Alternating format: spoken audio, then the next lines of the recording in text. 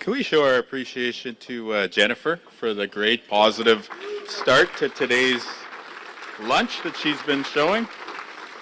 Many more than one clap for you. It's always a lot of fun to do the one clap thing here as well too. I wanted to begin by just thanking everybody here in uniform. We've got the CAF members. Thank you for your service. We have a number of folks from law enforcement. I see one of my wife's cousins over there, so I'm guessing that's Manitoba First Nations Police Service at the okay, I see the chief there as well too.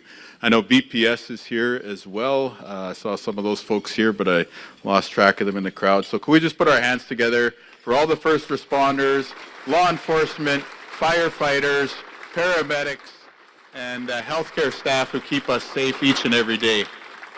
It's unfortunate that just about a year ago we were dealing with the wildfire season of last year, if you can believe that. And tragically, we did lose two of our fellow Manitobans from the Lac de Bonnie area. So times like that really make you appreciate everybody who goes to work to keep the rest of the community safe or to keep our country safe. And so we say a sincere thank you. I also wanted to shout out a lot of the local leadership here, Mayor Fawcett and the Council of Brandon, Mayor Boziak from Dauphin, folks who've come from other municipalities, and also Chief Bone from Sioux Valley, Dakota Oyate. We're in her backyard, so let's show all these great leaders some appreciation as well too.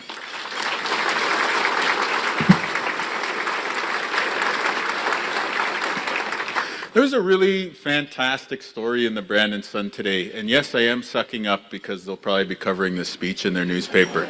But on a more serious level, there was a fantastic story in the Brandon Sun today about this $4 million gift made in honor of Edna Edwards to support nursing education at Assiniboine College. And this was made by her husband. Yeah, absolutely. So she's somebody who actually did her training to be an RPN when currently the North Hill campus was actually being used to train RPNs at that time. And so her husband, now in his 90s, made this tremendous gift in honor of his wife, who served in the healthcare system for many years. And now, with our friends from AC, it's going to make sure that for many more years, there are hundreds and probably thousands more nurses who are going to be trained right here in West Man and in other parts of Western and Parkland, Manitoba, to take care of the whole province. So very, very good news, and congratulations, Mark and everybody at AC. Awesome.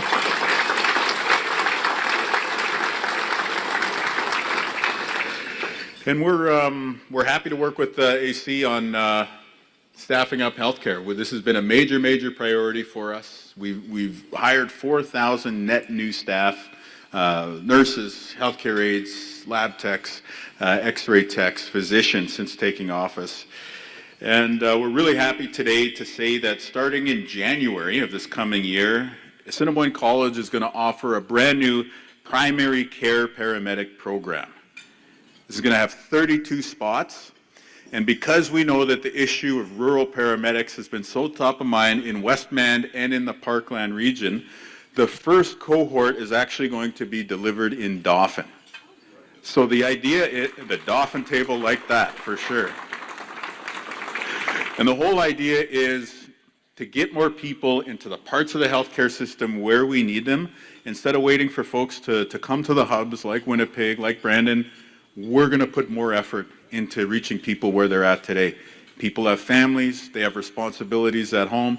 AC has done a great job in communities like Verdun and First Nations like Red Sucker Lake, bringing the training to people. So now we're going to turn our eye towards the paramedics. There's going to be 32 spots in this initial round of the programs. But if you remember, we announced the EMR program, making up for a program that was discarded a number of years ago, and telling rural Manitoba, you know what, we know that people in your communities know how to look after one another. They are the first on the scene. We're going to recognize your expertise and give you the training. Well, now, those EMRs with this program to AC can bridge and can become fully credentialed primary care paramedics. And so we're very, very excited about this. So thanks for your partnership, Assiniboine.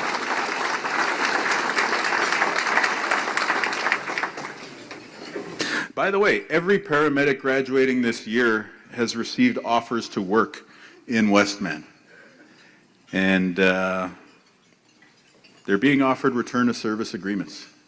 So this is a really good model to make sure that folks stay in the communities where they come from. And it builds on our previous efforts to have an expanded scope of practice and to level the pay. There used to be pay inequity between the City of Winnipeg and paramedics working rurally. We leveled that so that there's no longer that draw of paramedics leaving Westman to go work inside the perimeter. The second big thing I want to talk to you about today in terms of our efforts on healthcare is happening at the Brandon Hospital. 150 new childcare spaces at the Brandon Regional Health Center. And these childcare spaces are being built so that they can be open for extended hours.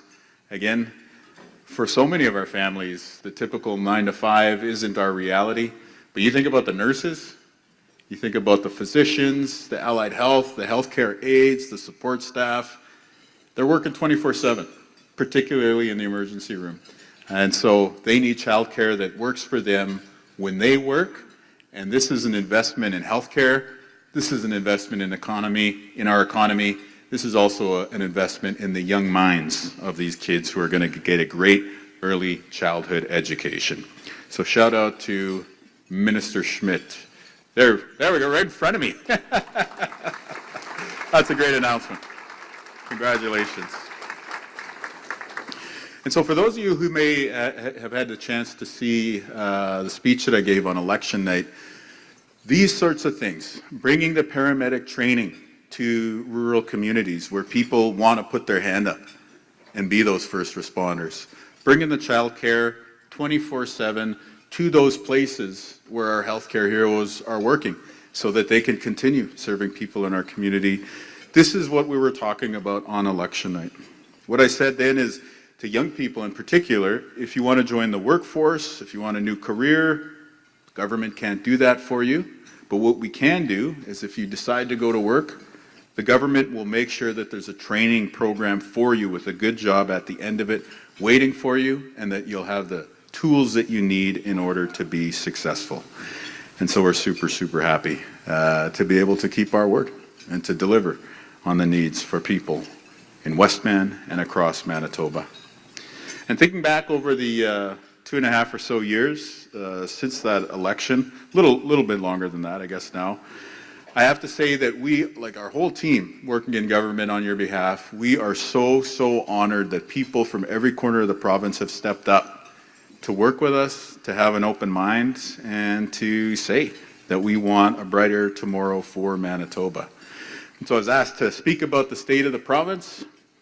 I don't know if it's just because the sun is shining after the rain here today, but the state of the province is pretty good, I would say. You know, we got the 4,000 net new healthcare workers.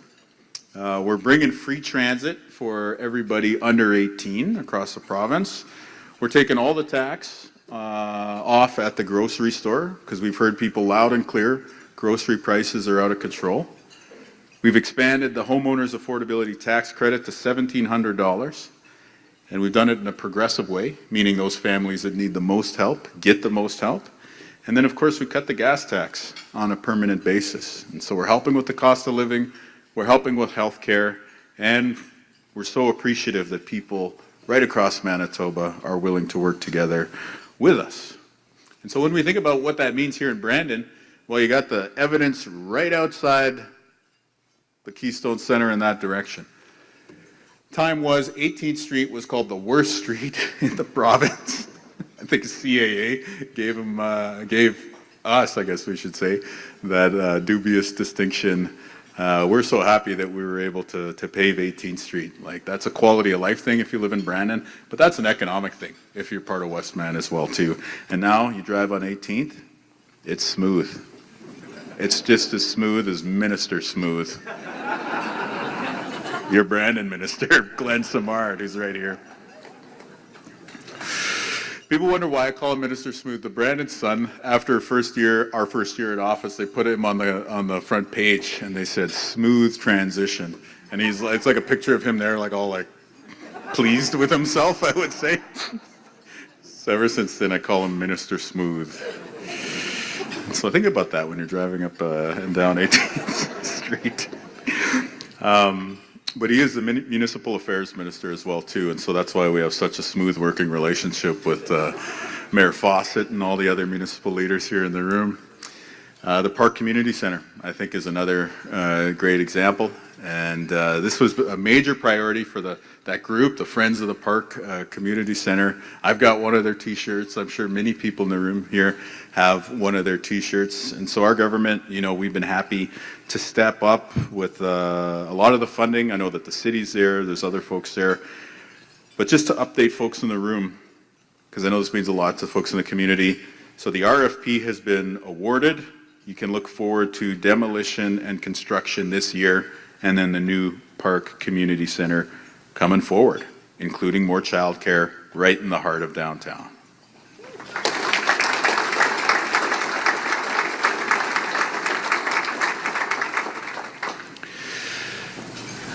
The other thing that Minister Smooth pointed out, this one's a little less smooth. This one's a little spicy, I'll say. There's an empty Sobeys, and then be a perfect location for another grocery store and more competition. More competition equals lower prices for you, the customer. As it turns out, we looked into this issue, what's going on there, just across from the Shoppers Mall. There are property controls, restrictions on real estate contracts, covenants, restrictive covenants they're called, that prevent competition and therefore are keeping grocery prices artificially high. So after looking into this issue, we passed a law to get rid of these property controls in Manitoba. Every single major chain except Sobeys has now gotten rid of these property controls, so we expect to see more competition come.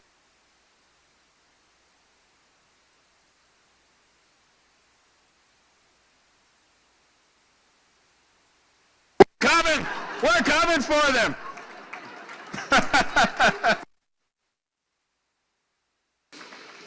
Yeah, I said it was going to be a little spicy, so there you go. Yeah, so again, this is just one more thing. We take the PST off of rotisserie chickens and salads at the grocery store. We freeze the price of milk. We bring in more competition. We work with producers to help with their input costs by doing things like freezing the Crown land lease rates. You put all those things together, that's more affordability for you. And so that's what we're working on to help with the cost of living. And when we look ahead to the future, when we're talking healthcare, the hospital, obviously crucial, the new ICU and other facilities coming on the way. But I wanted to provide a bit of an update on the Brandon Minor Injury and Illness Clinic. We opened this in 2024, the idea being that you can see the same sort of doc that you would see in the ER, but that you could book it on your phone. And I don't know if folks in this room know that you can book this on your phone, but you can. The website is medinav.ca, spelled like medical navigator, medinav.ca, using your new plastic health card, and that's right. That's another thing we did. We got the plastic health cards, so we're done with paper health cards. We're bravely moving our province into the 1980s era of technology. You can also get a digital health card too. I don't know if folks here have signed up for those yet. You have to download the app and then you can have a digital health card too. And before some of the more conspiracy-minded among us go running to your YouTube channels to talk about the digital ID or whatever, don't worry, it's completely optional. You don't have to get the digital health card if you don't want to. You can get the plastic one. Anyway, you can use that to book an appointment online at the Brandon Minor Injury and Illness Clinic. This past year, in 2025, by the way, check it out right now if you want to sign up while I'm speaking. You'll hopefully see some appointments open as we speak in the next few hours. The whole idea being book online, show up and see a doc. You could be back in your car within 30 minutes instead of having to go down to the ER. Last year in 2025, 10,000 appointments at the Brandon Minor Injury and Illness Clinic. That's 10,000 people who got to see a physician, got their medical needs looked at, and didn't have to go to the emergency room as a result. So we're building a new layer of healthcare. Digital, convenient, easy to access. That's the direction that we're taking healthcare in the future here in Manitoba, and there'll be plenty more exciting things to come there. And then on the economy, because this is a Chamber of Commerce, there's a ton of great activities. As it turns out, most of the big projects that we're working on, including with the federal government, are going to have a big, big impact here in the Westman region. So first, almost immediately after coming into government, we said we want to build wind power in Manitoba.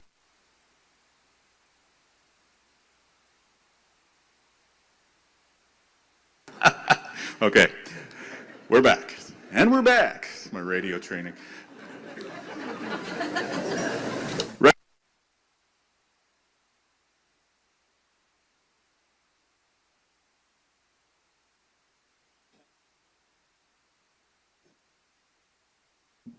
Check 1, 2. All right. Okay, so we went back to the market for wind power. If you've ever driven down Highway 75 going south from Winnipeg to the States and you've seen the wind farm there, just for ballpark, that's about 135 megawatts. We're currently building 600 megs of power. Most of that is going to be in southwestern Manitoba, and that is about $1 billion worth of construction activity. That is a huge investment in this part of the province. On top of that, we just referred at Manitoba Hydro's request to the provincial regulator, so that's the first step in building a big project, 3 new combustion turbines for the gas plant here in Brandon. 750 megawatts of power, $3 billion worth of construction activity just outside the city, just to the east of us. What does that mean? There's a new pipeline that's going to be built to feed this new combustion turbine facility, and then we'll have 3 state-of-the-art natural gas firing components installed in this new facility. So if you or your kids are an electrician, a pipe fitter, construction laborer, you name which trade that they're a part of, there's going to be plenty of work for you in Western Manitoba in the next decade.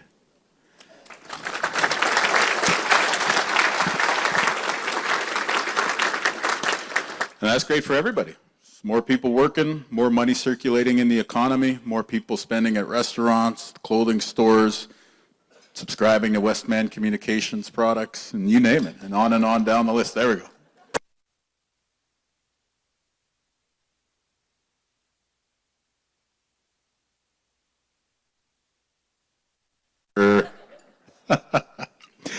Okay, so I can take a hint. I'll wrap this up now. And then that brings us to Churchill. The Prime Minister and I had a great conversation last month about the Port of Churchill. He was very clear. He wants to see natural gas, LNG, moving out of Churchill by 2030, which is, I don't know. If you grew up in the 80s like me, 2030 sounds a long way off. You look at the calendar, turns out that's only 3.5 years away. So building probably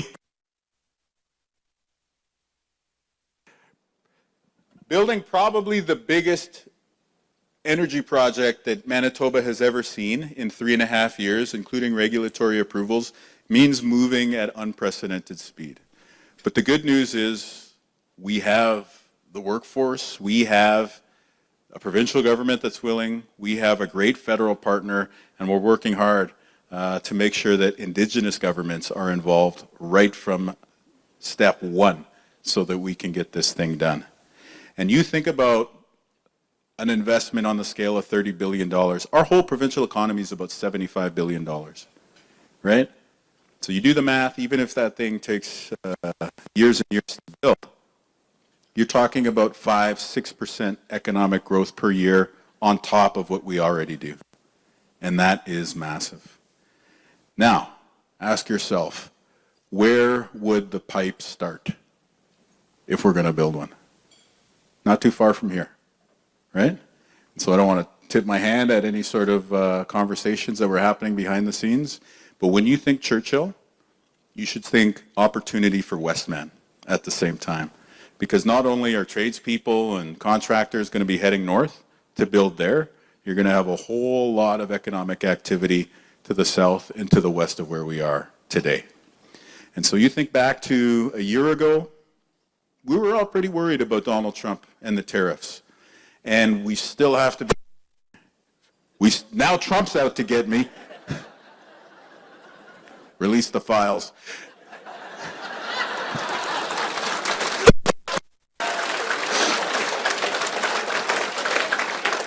And we still need to be worried about these tariffs, right? Like like West Steel, Gerdau, there's many who are caught in the crosshairs right now, and really our whole economy damaged by these tariffs.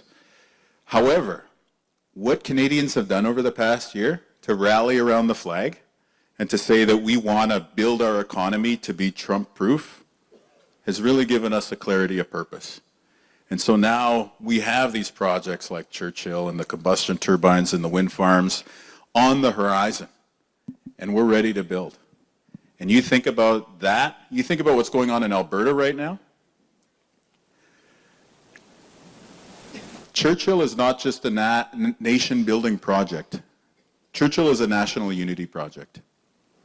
We build that project, we're going to be able to tell Alberta there is a place for you in a united Canada to get your resources to market. And all of our economies are going to be stronger as a result of it. So I strongly believe that when we look back on this in a few years' time, we look back at the Trump era and how did Canada respond, I think we're going to be telling the story of how Manitoba stepped up and helped the rest of the country. So let's keep building up a united Canada, strong and free. Let's make sure that the Westman is strong and a part of that. And let's keep working together. Miigwech merci. Thank you very much.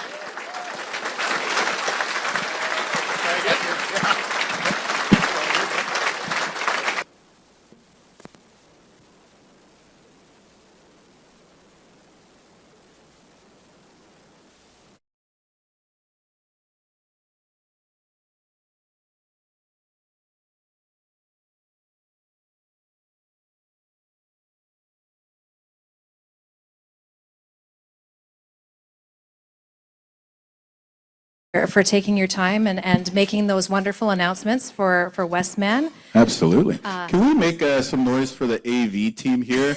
Like, I can't imagine, like, they must be like, no, right? Can you imagine going to work and then, like, all of a sudden the equipment? So, like, let's give it up for them. Thank you so much for making us sound and look good. And we get it, right? Like, technology. So there you go. Thanks so much. Yes. No, thank you. And as we know, healthcare and childcare are the backbone to allowing us to have a successful economy. So thank you for that. I wouldn't be doing my due diligence if I didn't ask a couple questions, so I'm sorry. But the Brandon Chamber of Commerce has been working very hard with the Brandon Police Service and local businesses on a coordinated response to retail theft and public safety. While the results from recent Blitz pilot projects were highly successful, which is wonderful, the current need for there is a current need for a permanent solution. When can we expect the province to commit to long-term financial support for a proactive public safety unit in Brandon, similar to the one in Winnipeg? So we've seen very good results from the investment so far, and you're mentioning the pilot program. So that's great. Safety is the fundamental responsibility of government, and that includes business and people who go to work at businesses. So in this year's budget, I think it was a 32% increase in funding for policing in Brandon, and we're at the table right now alongside our municipal and law enforcement partners hammering out the details, but from what I understand, this is going to result in 4 more officers on the street, in part to respond to exactly the things that you're talking about. That's wonderful. Thank you. Thank you. The other thing I would just like to touch on, because I know we're running a little bit short on time here, but As Brandon continues to attract investment and workers look to expand, access to timely, attainable housing is becoming a growing constraint. What specific actions is the province going to take to accelerate the supply of entry-level and workforce housing in Brandon so our community can remain competitive in attracting both business investment and talent? Yeah, it's essential, and you got a lot of great development happening in Brandon. So we're providing the services, new schools coming up here in Brandon, the investments in healthcare, the investments in childcare. I view those as fundamental and closely related with housing. We're also talking, I would say, up to very, very recently about infrastructure, pipes, and things like that to help support further development. And then when we get to the housing itself, you know, there's a few things. When you talk about the very first level, like social housing, that's our responsibility, and so we're expanding. We're making investments through Manitoba Housing. We invested in the Spruce Woods Housing Co-op and other sort of not-for-profits. We've also done things for market housing. As one example, when we're talking about multifamily units, we've taken the sales tax off of new construction. And so there's basically $6,500 per unit that you can claim off your costs to build market housing, and it goes up to, I believe, $13,500 in a tax credit if you're going to do affordable housing. And then, of course, from there, you know, the homeowners affordability tax credit, other steps to help people with their housing costs. You know, we're trying to just set the market conditions so that the private sector can succeed and can build housing and be successful. Well, thank you very much for that answer. You spoke quite well, and so you've done the smart thing and cut into my time for questions. So. However, with that, thank you for taking the time to listen. And wow, I was just put in my place. Like, that was amazing. You have a strong future. Oh God, that's not what I meant. Like, my ministers here are like, they want to talk to Jennifer after and get some pointers, I think. Oh no, that is. No, I'm just teasing you. No, that's good. Thank you. I'm I'm totally glad teasing you you. could laugh. Thank you for the hospitality. And one more time, can we show our appreciation for the super positive tone Jennifer's brought to the whole event? Yeah. Thank you. Thank you so much. On that note, for a positive note, I'm going to end on a fun thing, because I always like to. What is your go-to karaoke song? This is a little risque. Oh. But I'm going to say it because most of the guys are in the room here. Is Matt here? I see Kayla here. No?